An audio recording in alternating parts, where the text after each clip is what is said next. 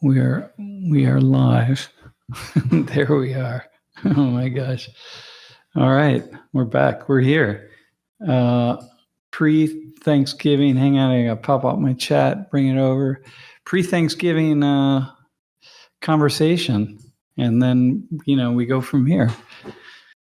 So yeah, hello everybody. I'm repping Toledo here.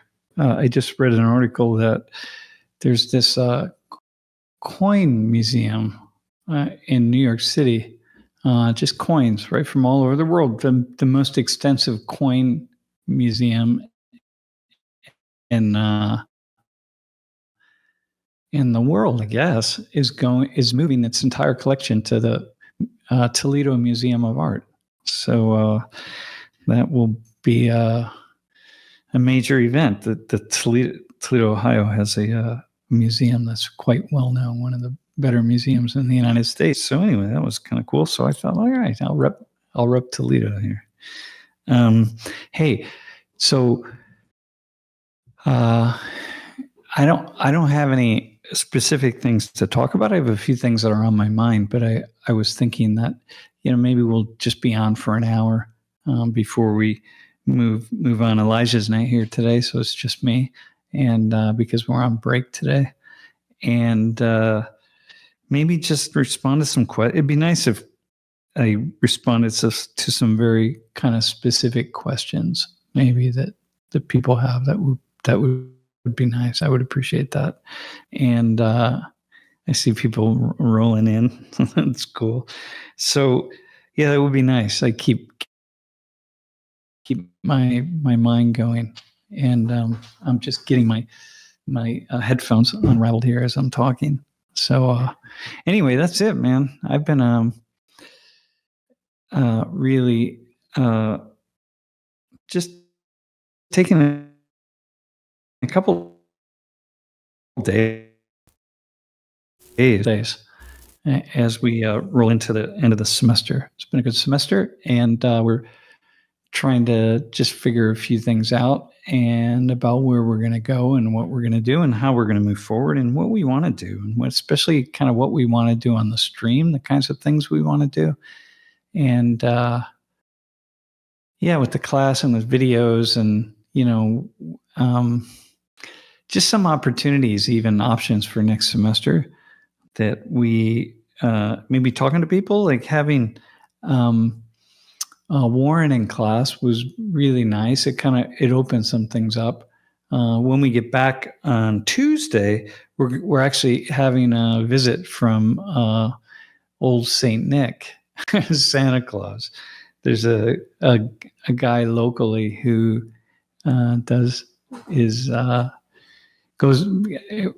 rents himself out as Santa. I guess you would say that.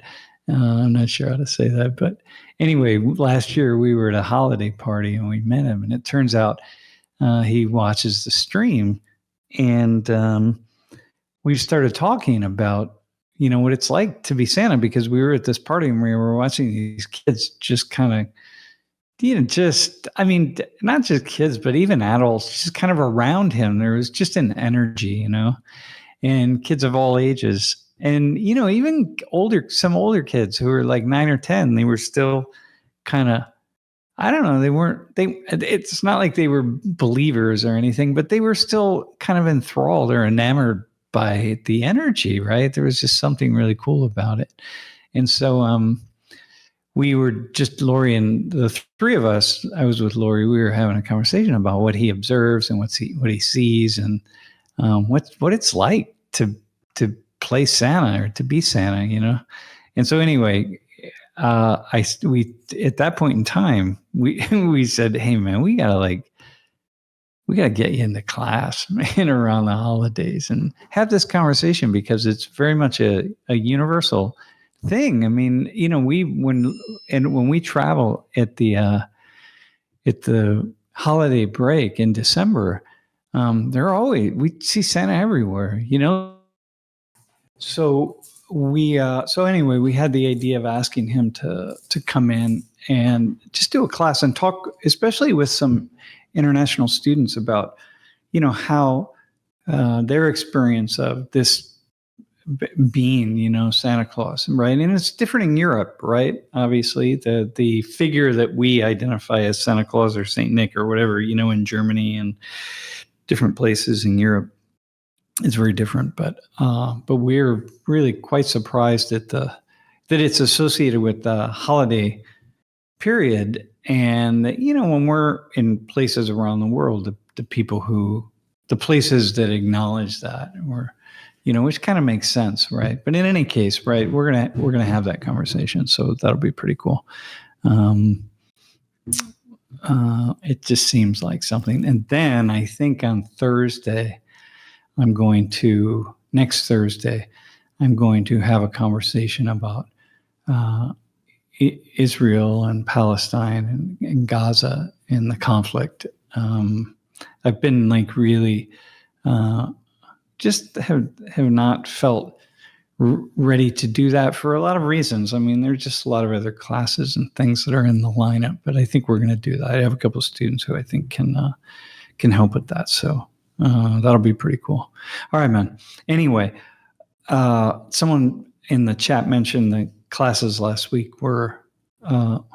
I was going to say, get some. Jay said that it was really good. My mom also gives major praise to last week's classes. She loved both of them.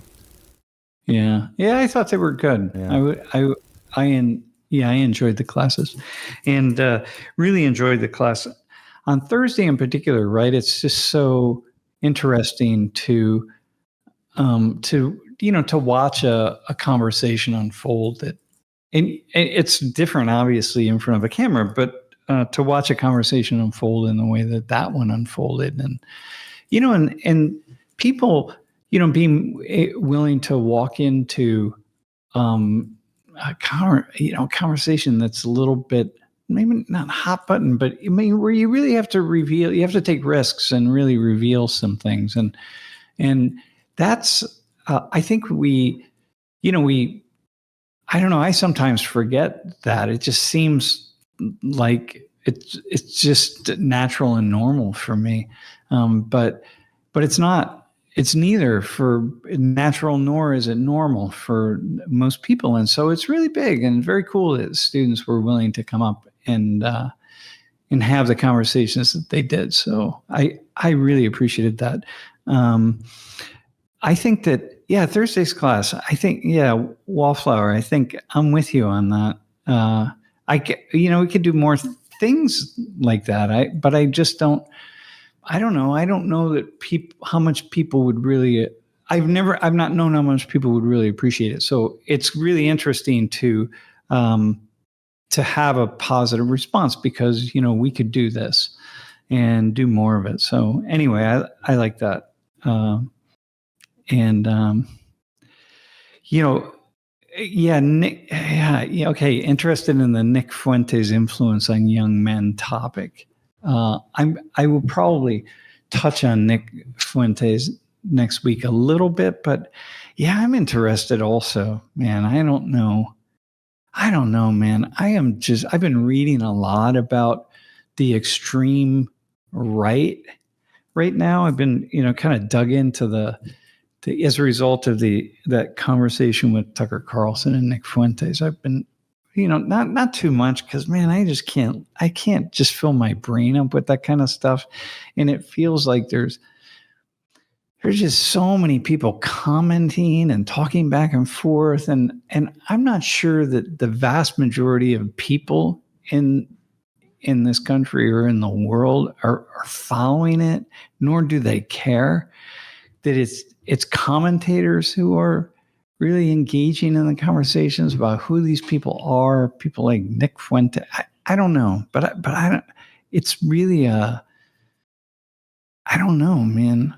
It's almost beyond my comprehension that we are in a space where certain voices are elevated to a level of I don't know, like not normalcy, but just elevated to a degree. Yeah, it's very striking to me. And then, it makes me, I don't know, that's all I can say. I can't even go on, man. It's just mind blowing. So, anyway, Kathleen, when what happened on Thursday was we just had two different sets of students have conversations with one another about who they are and what they are. So one woman who lives with a fairly serious disability, although you wouldn't know it by looking at her,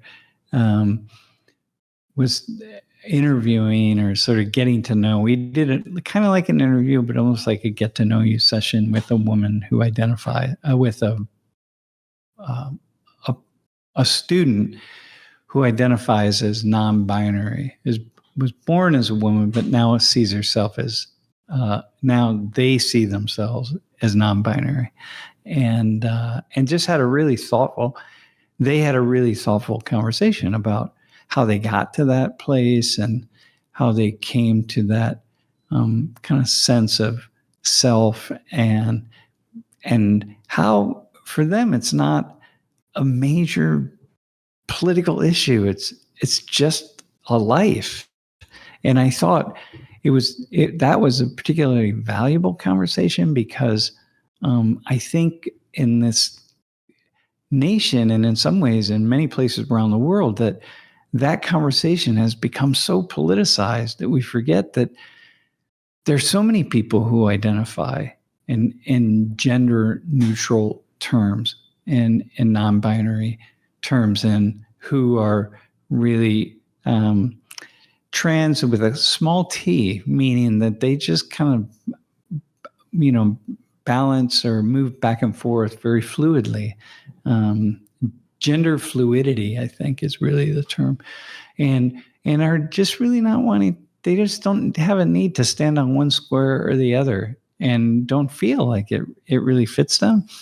And for me, I think offering that just short conversation, hearing from them, and having that really short conversation is super valuable, because it for me it's a reminder that we don't have to make hay of everything. Just let people be who they want to be and listen to them, because the student they weren't making any big proclamations about, hey, you should see me this way, or I demand to be seen that way. It's really just like, look, this is how I am, and this is what I'm thinking, and not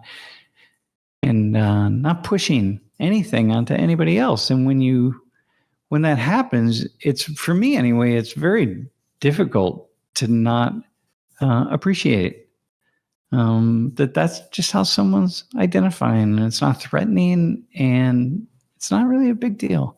So anyway, that was a particularly cool conversation. As well, they had a conversation with the other student who has an invisible disability that's fairly serious, and that's also a reminder that there are a lot of people who, we see them from a certain distance, and everything appears to be quite normal and fine, but it's not always normal and fine, or at least there are other things going on that complicate life. So that was actually pretty cool, and especially because she just talked about the shame and the grief and the embarrassment of having the disability that she has, which is this disability in which she just suffered a certain almost kind of paralysis, so that was actually pretty cool that she walked us into that. And also same thing, not making demands, not wanting this, not wanting sympathy, not wanting anything, just she offered it in her application, like, hey, I have a disability that, I forget how she said it, but I thought, you know what, that'd be really cool to have her talk about that. So that's the other side, that most people aren't making really demands of other people. Most people are just living their lives. And I think that's one of the gifts maybe of Social 19 is just having a window into how people are thinking about things. And I don't isolate or put people in some kind of special category. Really, you know, like because I've been around so many people and met so many people all over the world who experience so many different things that people aren't necessarily special, you know, like I enter into a conversation with someone as just an average, ordinary conversation, and just meet people where they are. And so that, I think, allows us in the class to have those kinds of conversations where it's really where we don't have to, you know, pull people in one direction or another, or see them as special. Like we don't need to be special. We just be who we are, and you know, complicate our understanding of life. And which is, of course, like me, I'm reading all this stuff going back to Nick Fuentes and all these people on the far right, like fringe right, and then like I'm just not even, you know, 20 years ago I would have had very strong opinions about everything that I'm seeing and reading, and now I don't know what to think anymore. And I just read this article about Trump's visit with Mamdani in the Oval Office, the new mayor of New York. And so everyone assumed that was going to be a big train wreck, and it wasn't. It was some kind of, you know, and it was just a thoughtful conversation, and we you know, came to some kind of appreciation of one another, even though we've been, you know, lobbing grenades, you know, thought grenades at each other in the previous weeks. But they got together, and it was just everything but that. And then now everyone has to readjust. And of course, this is kind of par for the course with Donald Trump, right? You never know how he's going to respond to something or somebody. One day he's their best friend, and the next day it's an enemy. I mean, I watch him with Vladimir Putin, and I'm just like, or Zelensky or Marjorie Taylor Greene right now. Yeah, whoever it is, man, it's just like back and forth. You just never which Donald Trump is going to show up. But so now I'm kind of reading the fallout from that, and when everyone has to try to figure it out, like, you know, what happened. And man, it's way, way, way too complicated for me to even begin to think that I could figure it out. So I'm not trying, and just let it go. Lori and I had this conversation the other day about, just a couple of days ago, about something that I saw how much I wish I could remember what it was, that I just absolutely, there's no way I could possibly know or figure out or understand. And even with what seemed to be an extraordinary amount of knowledge that I have, and I absolutely have no way of understanding it. And I think, wow, man, that is like, it's just such a reminder that I don't know what's going on. I really don't know what's going on. So anyway, that's kind of where we're at. So, okay. Yeah. Yeah, you know, Ziesendorf, yeah, like the they thing. I had with or my student who's non-binary, and I have a real struggle with using they. Like if someone presents themselves as either man or woman, male, female, it's really, really difficult for me to be in the world of they. But part of it is the way my mind works. Like, I think Lori might be the only one to really fully understand this. It's not that I'm lazy, but it's almost as though sometimes on some things my memory is, I'm so in the moment that I don't, like, my memory shuts down. It's very, very strange. And so you can tell me they, and within 10 seconds, my mind, it just gets erased from my mind, and then I'll use he or she or whatever. And I want it. And I think the idea of feeling a connection to both what is considered to be the masculine and what is considered to be the feminine, even though those things get all broken up in so many complicated ways. And I don't even know what, to so many degrees, I don't know what's masculine and what's feminine, because there's so much overlap. So it's not that, these kind of even traditional gender roles or the genderification of life. I don't know, man. So the point being, the fact that someone actually wants to kind of take a look at all of the different possibilities and ways of expressing self or living in one's body, wants to take all of those things and just not put labels on and just sit right in the center of all of it and just feel the many different parts as they can possibly express. The parts can express themselves into a person, right? Into this person, to me sounds really fascinating sociologically. I mean, what could be any more or less fascinating in the world thinking about gender in human beings and the body? Like, wow, well, when I think about trans issues, right? Transgendered issues and non-binary issues and so on, to me, it's just absolute fascination. And so anyway, it should be then really simple for me to use they and them pronouns, because I'm already because I already think it's fascinating, and I really applaud anybody who just wants to take that journey, because it's a pretty cool journey. Well, a lot of times people don't want to take the journey. It's that they just continue to find themselves in the center of the sphere, and they find themselves being pulled toward the things that other people consider to be male or female. They find themselves pulled toward everything, and they can't help it.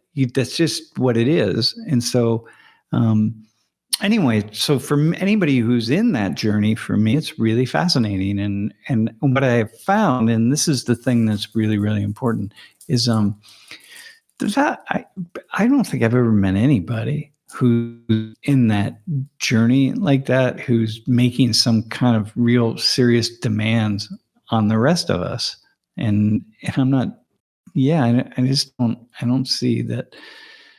Yeah, the demands. I mean, they're tiny little things like, can we have a third category on a license or a passport or an application or whatever it is, like you have M and F and then X, like whatever.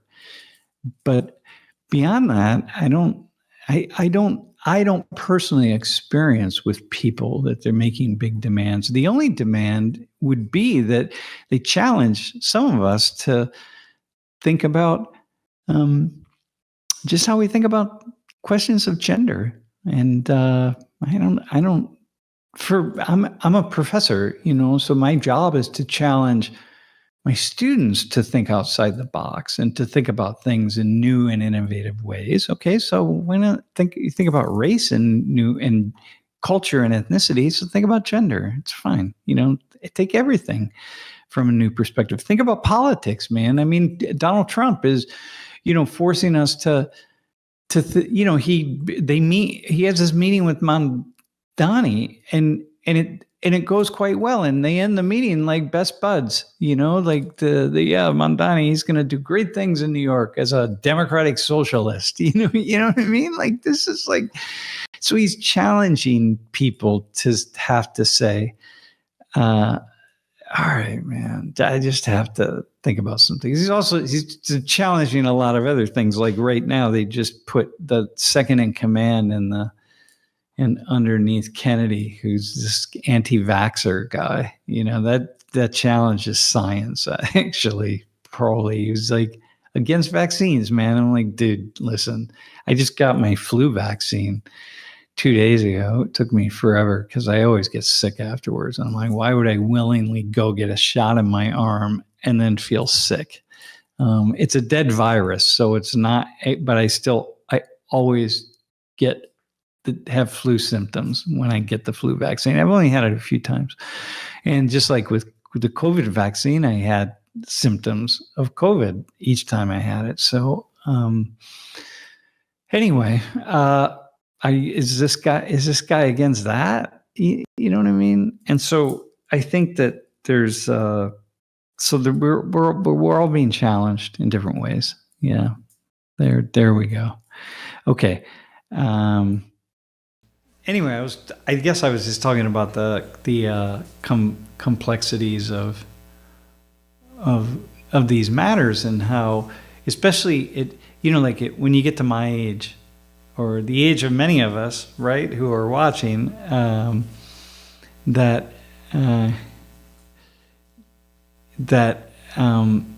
it's really important to remain flexible and how we're thinking about the world, and that maybe, the world is not exactly just as we thought it was. And like every day I'm discovering something that feels very different than what I'm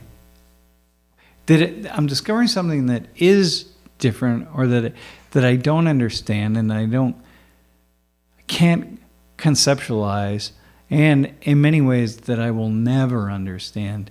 Lori just got this book of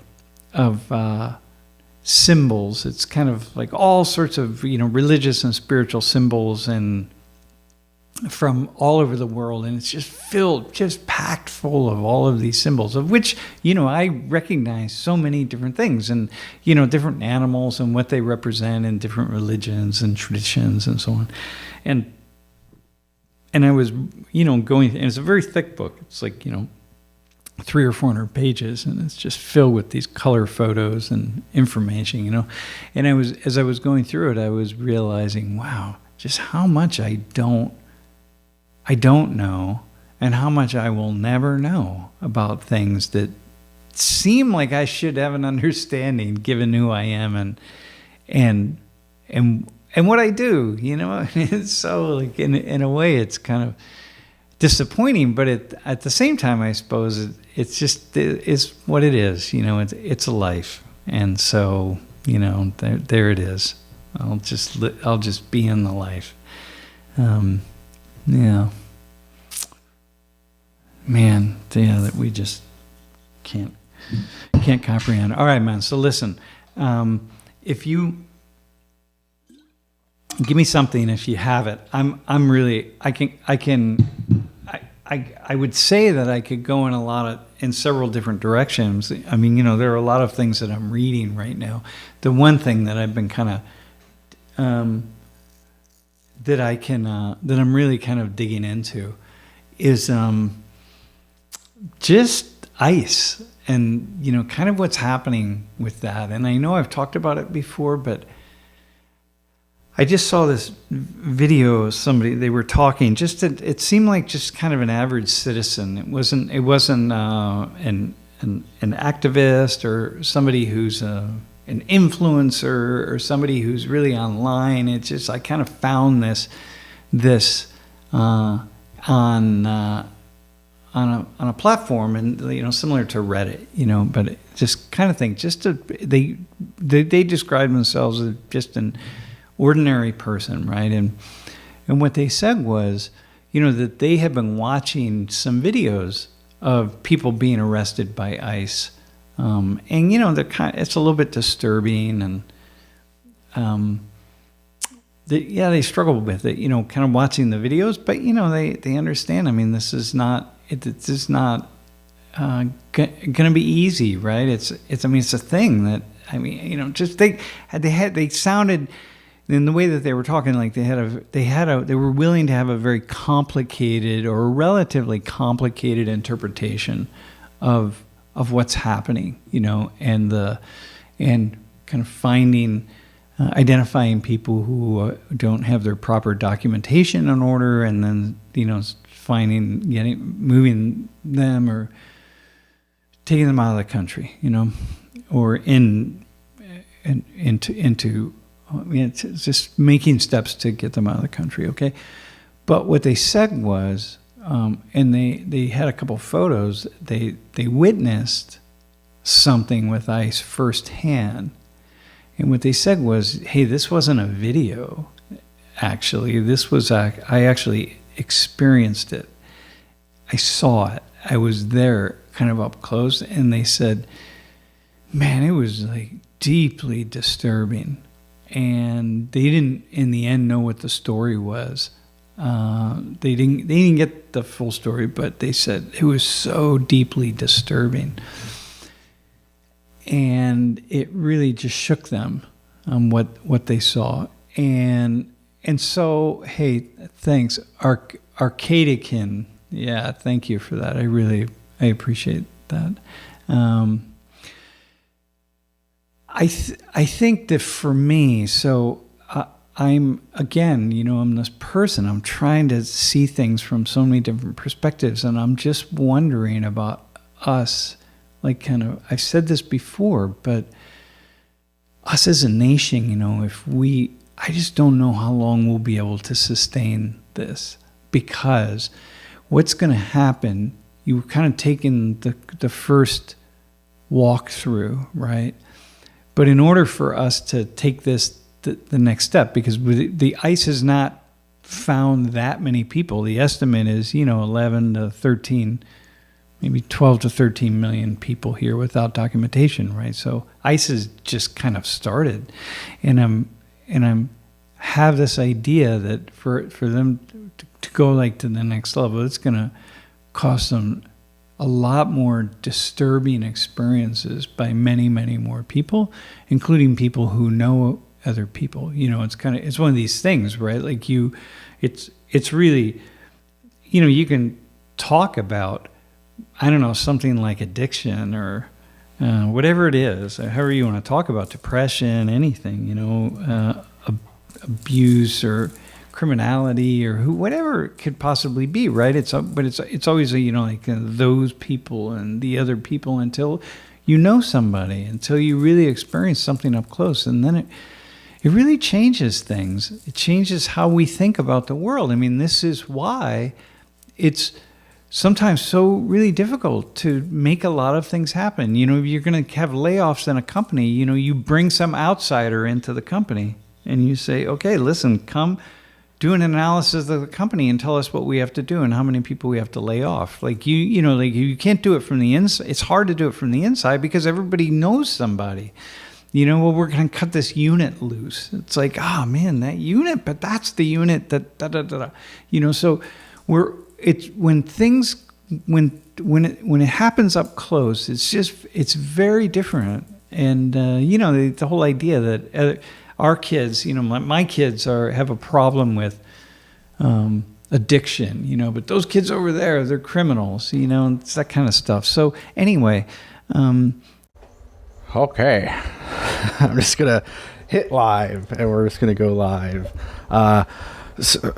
Sam's internet, something happened. We don't know what it was, because according to his OBS, he was still streaming. So we don't know what is happening. Sam's going to jump back on here, and then we'll have the Discord live. Anyway, so what I was saying was, I was talking a little bit about this article that I read from this person who seemed like just an average human being, and was just saying that it was just really difficult, up close, to see the actions of these ice people, and just what it takes to do these things that, you just sort of jump on board. It's like, yeah, we need to do X, Y, or Z, or we need to cut SNAP benefits, or we need to, yeah, well, the government shuts down, but, you don't, I was listening to the story of these in this community in West Virginia that where 70% of the people in the community receive some kind of SNAP benefits, food assistance, and it's anywhere from $90 a month to $250 a month. It's not a lot of money, but it's something. And so it was a video that somebody was down there doing for 15 or 20 minutes, and it wasn't like, let's just show the end of the world video. It was just really kind of a matter of fact the video, like, hey, here's what's going on. And wow, man, just, people's homes, people's lives, people's teeth, man, just their teeth, like you just, people were poor. And you can ask, like, well, how did they get so poor? Like, what the hell? How'd you get to this place where you are relying on food benefits? But whatever they got, the people they interviewed, they worked their whole lives. They just worked lower paying jobs, and just struggles. You have some things go on, you don't have health insurance, and then you have a health crisis, your car breaks down, and it's just endless, one thing after another. Everybody had a story, but the point being, I didn't feel the government shut down at all, except when I was traveling back from Korea, first off to Korea, and thinking like, okay, man, I got to make sure I get out, because I flew from State College to O'Hare, and then Lori left a week later, and Lori had to be there the day after she arrived because we were filming for a television show. And so I'm like, dude, you got to be there. So I was feeling a certain nervousness about that. But I wasn't feeling like I'm not going to have my paycheck. I mean, life's going to move on, man. I didn't feel it until and then I watched this show, and I mean, of course I know what's going on with people, it's not like I'm blind to it. I'm thinking about it.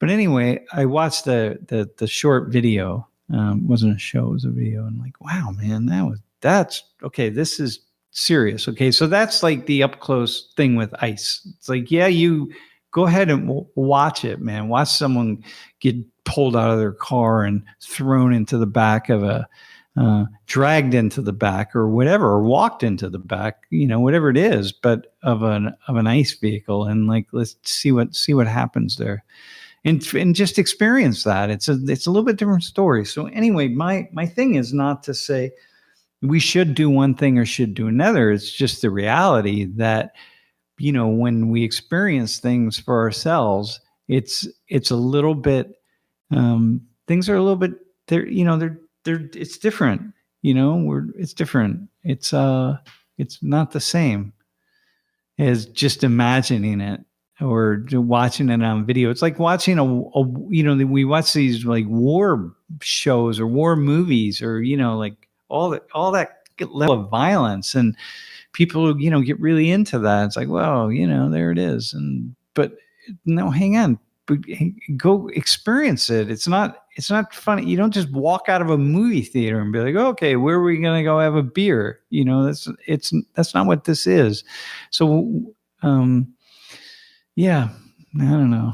I think that for me, I've made a living trying to have as many personal experiences as I possibly can in order to,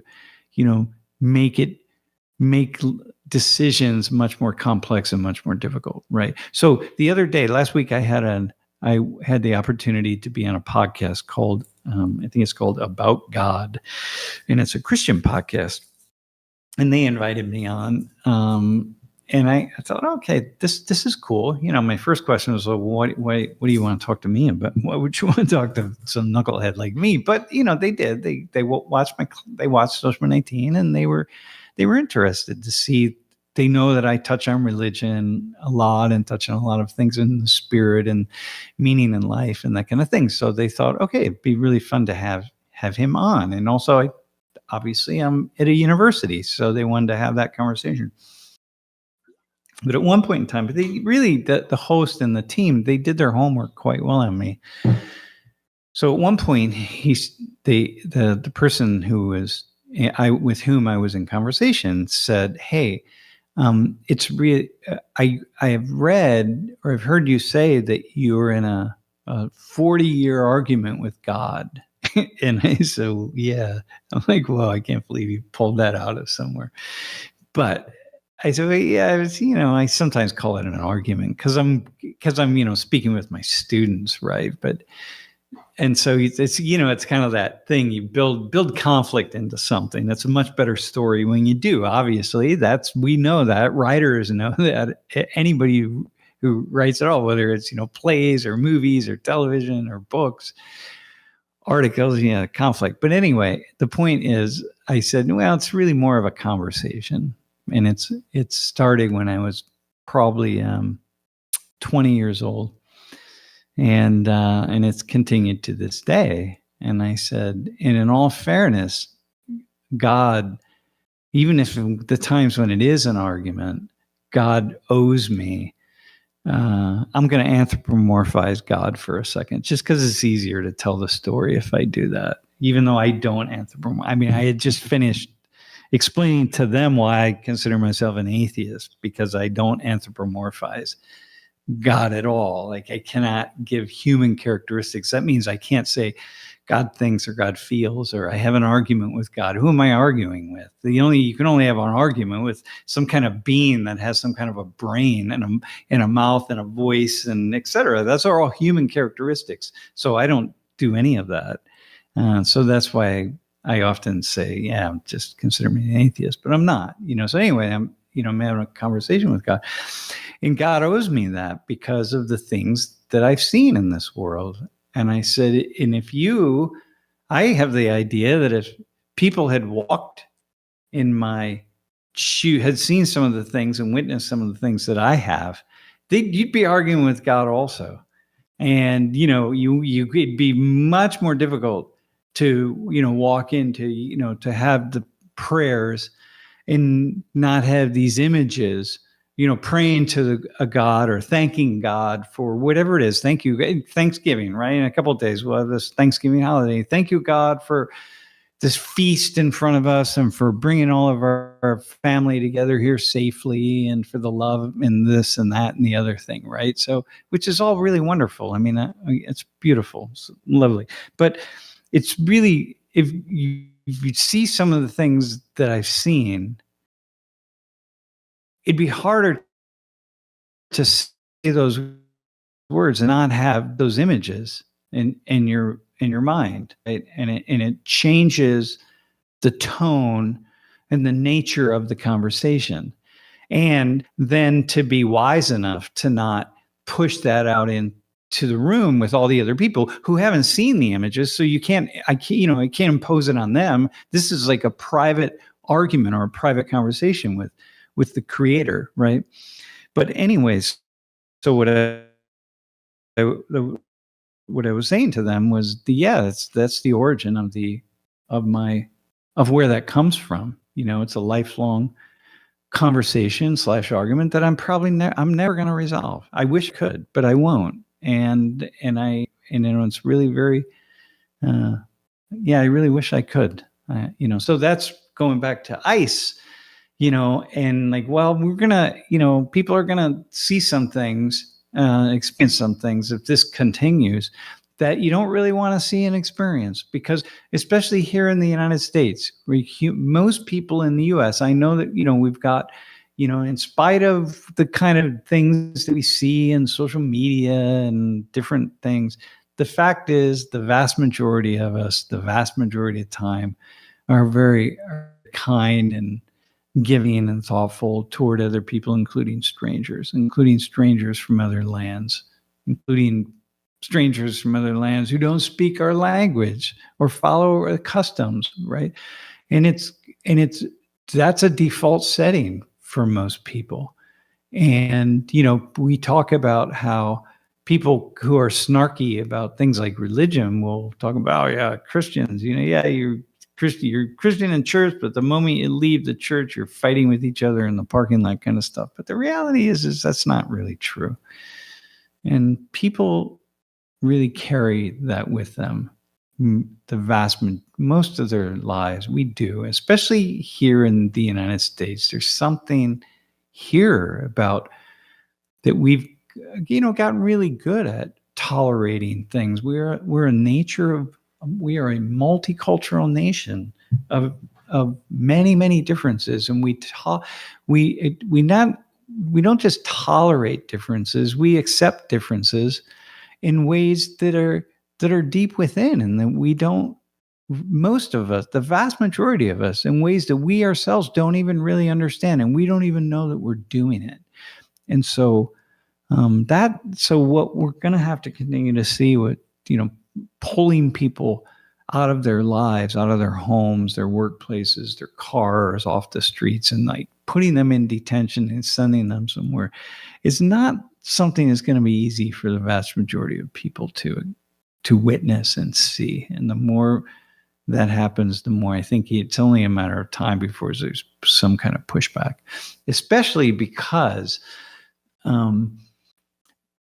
things weren't falling apart with in the vast majority of communities across the United States. And life is not falling apart because of undocumented or illegal immigrants. That's just, I'm just speaking as a sociologist here. It's not like there's some parts of the social contract that really lead to a lot of things falling apart, but that has not been one of them. In fact, quite the opposite is what we're going to start to see, the ways in which some things begin to fall apart. And I'm not speaking as someone's like, not making an argument one way or the other. I'm just trying to be thoughtful about it. But who knows? Maybe that won't. Maybe we'll just keep going, and I'll be surprised, and people will just say, yeah, whatever. We'll just tolerate all of this stuff that's really difficult to watch. We'll tolerate it because, we have to tolerate it, and that's just what it's going to be. Like, I don't know, maybe we'll get there. I don't think so. To be honest, I think that people are going to start to push back a little bit, but all right, man. So let me look at a couple of comments. Mark,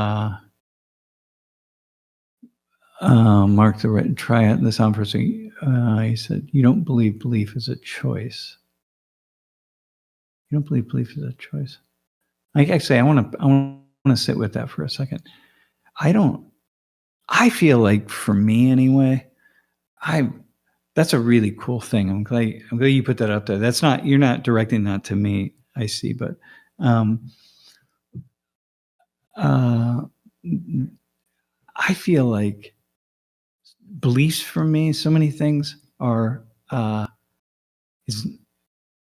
I don't know if it's a choice, man. I really, really try to. It's like being in love. You could, for anybody who's had that experience of loving me being with someone, and they just seem like on paper or whatever at first glance the perfect person for you, and it should really work out, but you're just not in love, and there's nothing you can pick out. It's not what they look like. It's not how they talk. It's not any one thing. It's just, you just don't feel like you're in love. And then, you sometimes you just have that feeling that just sweeps over you. Like, oh my God, where'd that come from?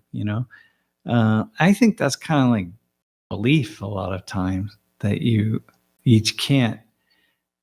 Yeah, you trying to do it, trying to figure it out, but yeah, it's hard, man. It's really difficult. It's not. I can't. Like, I try to have certain beliefs, and I just can't. So anyway, so Steven says what we saw on this side of the pond was the school kids protesting against ICE and the guy on the bike who managed to escape from them. Yeah, that was actually kind of funny. I don't know how that happened. I just watched that video. I had seen that video a few weeks ago, and then for some reason, it just popped up yesterday, and I watched it. And I don't know.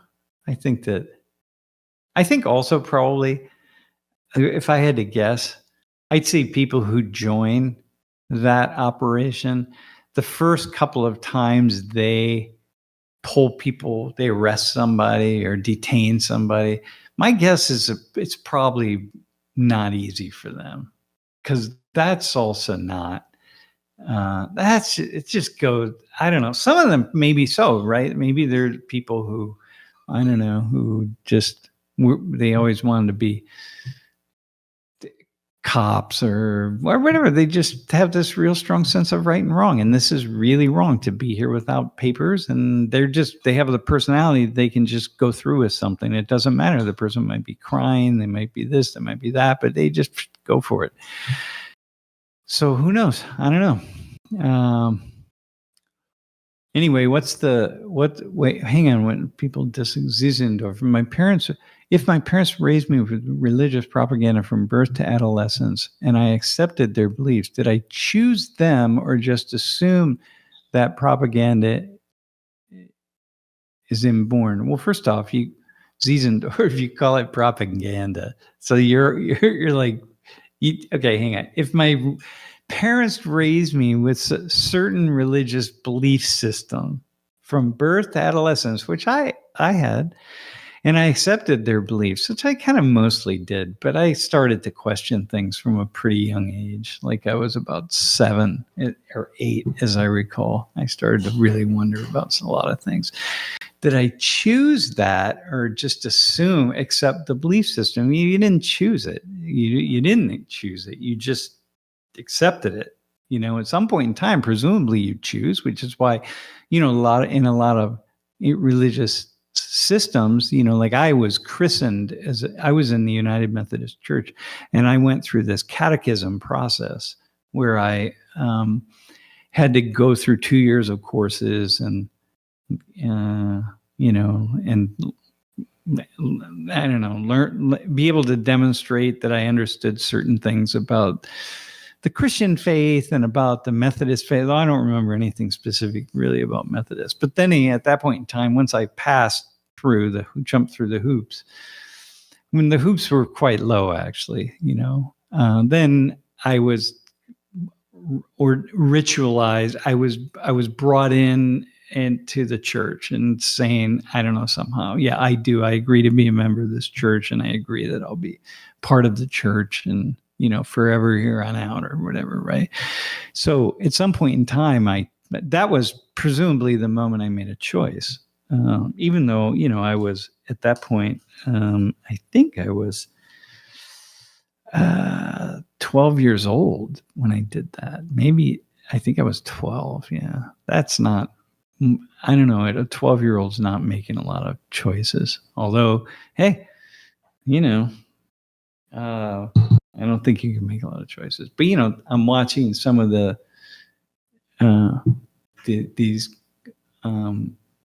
conversations with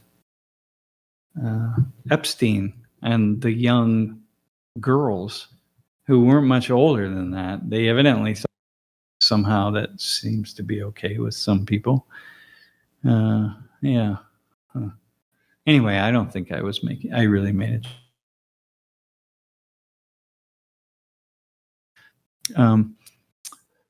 Okay, what else do we have, man? Okay, let's see. I'm looking to see if there's a question or something that somebody would like me to, if there's something that. Yeah, get some. Yeah, as an ex-Dallas sheriff, I can tell you that the first weeks in the jail, I struggled. You really felt sorry for so many people. Yeah, I know, man. So, for example, I see somebody get arrested for drunk driving, right? And they run their car into a telephone pole, or they hit another car. They could have killed someone, but they didn't, and they get arrested. And then you see the mugshot. And, and I think, oh my God, how do you get so drunk and do that? That's it's just, at so many levels it's wrong, but okay. So I can think that, and I can think, wow, I look at the mugshot of them and I think, oh, it's a really terrible person. But I've been in court before for different things. I mean, not for myself, but